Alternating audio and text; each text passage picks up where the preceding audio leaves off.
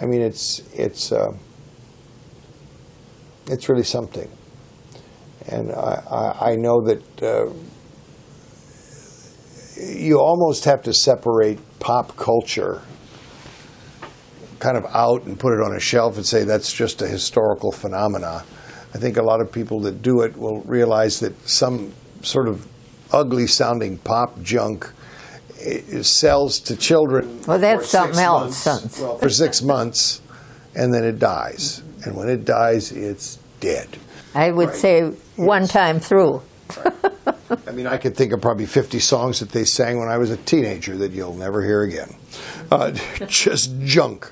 But whereas, you know, some of this great music that we've been singing for a long time keeps coming back, and singers like, I mean, that interpretation of what is it, the Fledermaus that we saw Dorothy Benham do, oh my goodness. To think of a high school kid getting up and doing something like that in this day and age is almost unheard of. Yeah, she was. How beautiful it is.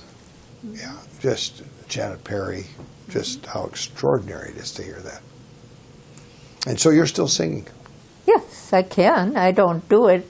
Not as much. Well, you slow down because as far as your gigs. Our music club, you know, is got other people doing it now. They sort of think that, you know, at my age I wouldn't be able to do it. Yeah. But I'd fool them once of these times. Yeah, yeah. I was going to go to one of my concerts of a club, one of the clubs.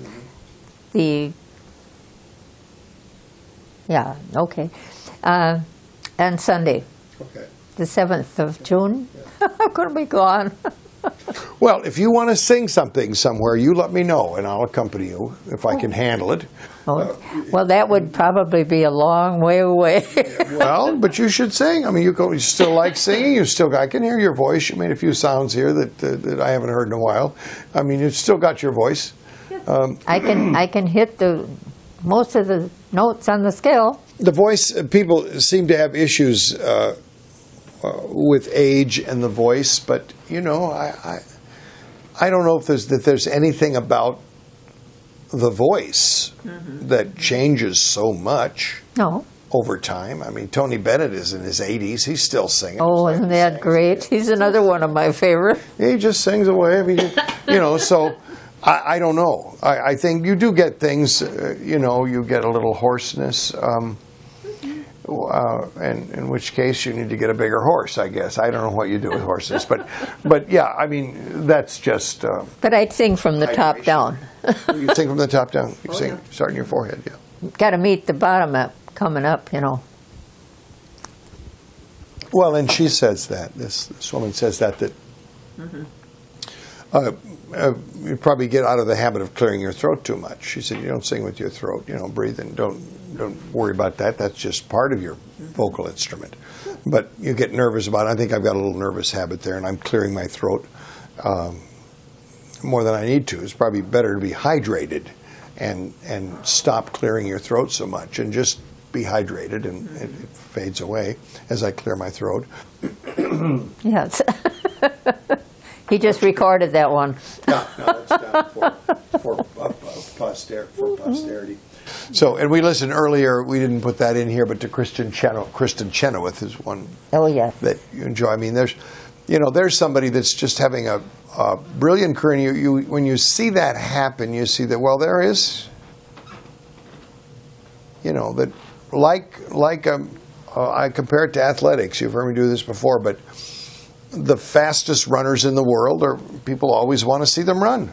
And put them in races and applaud them when they win and be happy for them. We have a fellow who's the son of one of the friends of mine who participated in a world record setting relay race here a couple of weeks ago. Wow, it's people are always going to enjoy great singers and great singing. I think no matter, you know, and Kristen's a good example of that. And they've got her, this is Broadway. I think you're always you got kids shows and you have, you know, there's a lot of artifice now. The old-fashioned simple stories, you know, Moss Hart days and so forth, whatever. There's a lot of trickery and set design magic going on, and so we see shows like Wicked, and they can do a lot of crazy things, and that's all good. But I mean, even Idina Menzel, who's having a pretty good career as well, right alongside Kristen Chenoweth. She started in the show Rent, and I don't know if you've seen Rent. No. I think maybe I did, and I didn't really like it, so I forgot it. Yeah, you forgot it right away. Yeah?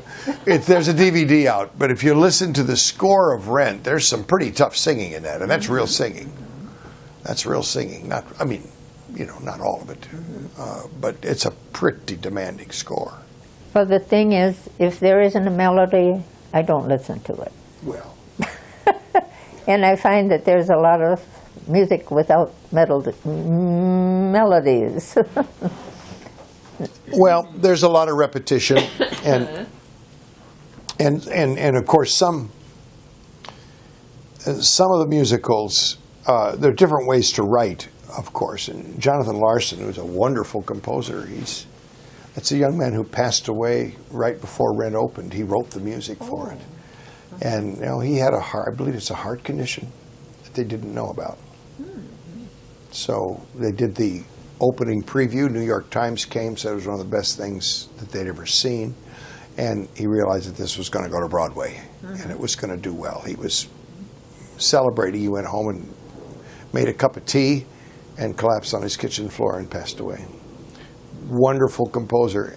But what I'm getting at is there's different ways to write. And when you start, if you start trying to write, like here's, can range be enhanced, expand? Take a sentence here and decide, okay, well, let's put music to everything. Can range be expanded or enhanced? I don't know, Bob. But you start trying to make everything music.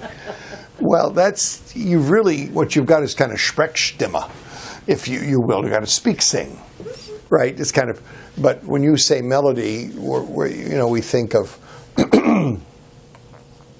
well, raindrops on roses and whiskers on kittens. We're thinking of songs that have tunes that I mean, those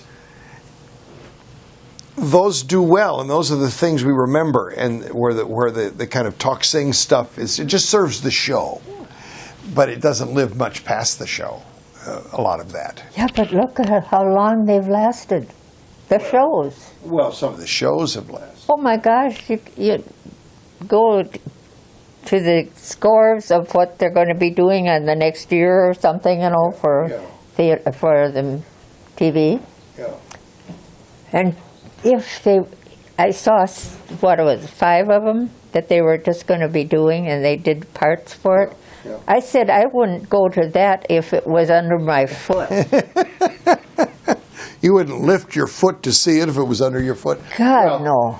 But also I got to tell you, and I worked in a children's theater company called The Plays The Thing. It's here in Minnesota. They perform in the South Metro, and I think they're the only local theater group that's performed on the main stage of the Bloomington Center for the Arts. Oh, yes. Opened with Annie. I've done Aladdin. They've done these older musicals that have really good singable scores. Kids like doing them. High schools are doing them. Those things those things live on.